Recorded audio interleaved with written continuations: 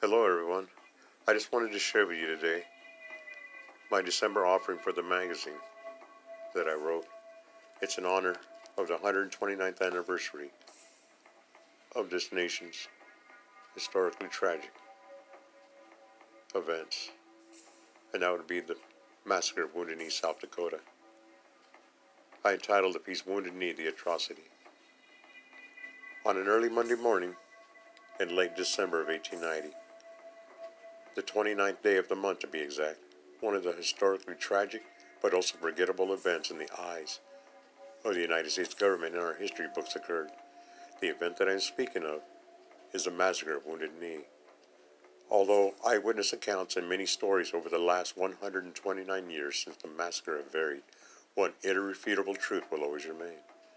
That fact being that some 300 American Indians were killed that early December morning, with approximately 200 of them being women and children.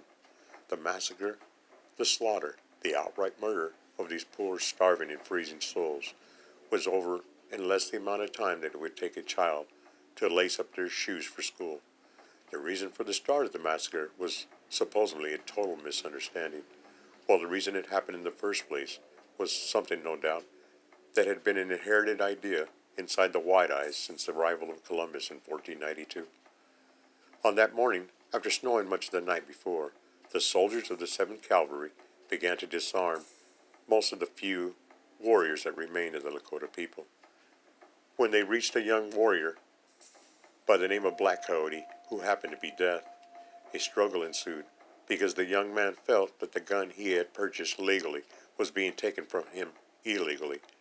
During the struggle, Black Coyote's rifle discharged, and the rest, as they say, became history and the biggest atrocity to occur on American soil, just about ever. With little remorse or compassion for their fellow human beings, brethren, if you will, the soldiers of the 7th began to fire upon all the Native Americans encamped at the Wounded Knee site, killing mostly all, including the 64-year-old chief of the Minnesota Lakota Sioux, Spotted Elk, aka Bigfoot.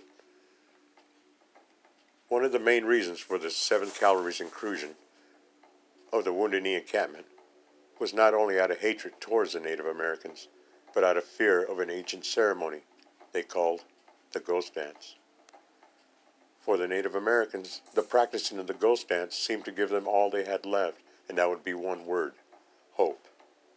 For it was believed that the Ghost Dance would cause all the dead chiefs to rise, along with all the other people, and would bring back a major part of them, and that would be the buffalo, as well as the land, basically restoring their lives to the beauty that it once was, long before European invasion.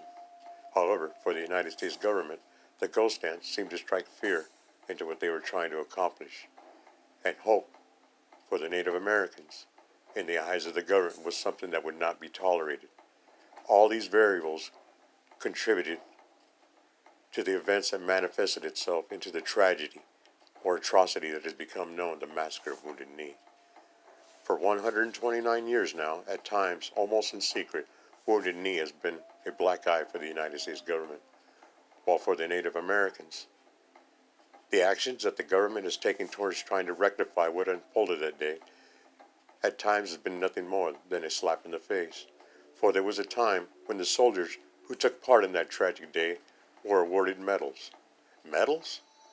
Medals for the killing of innocent women and children, along with men, many who were too old to pose a true threat to the government or its soldiers, simply because they practiced a sacred ceremony that was going to do nothing more than to give a beaten soul hope. With all the blatant evidence of wrongdoings by the United States government on that tragic day, seemingly out of sheer hatred and fear of its red citizens, the United States government has never truly apologized formally, only expressing in 1990 their deepest regrets. Unbelievable.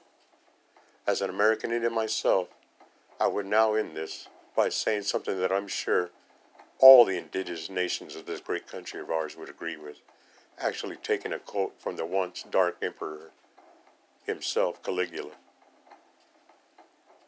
And that would be to say, let them hate us, so as long as they fear us. I hope you enjoyed it. Thank you.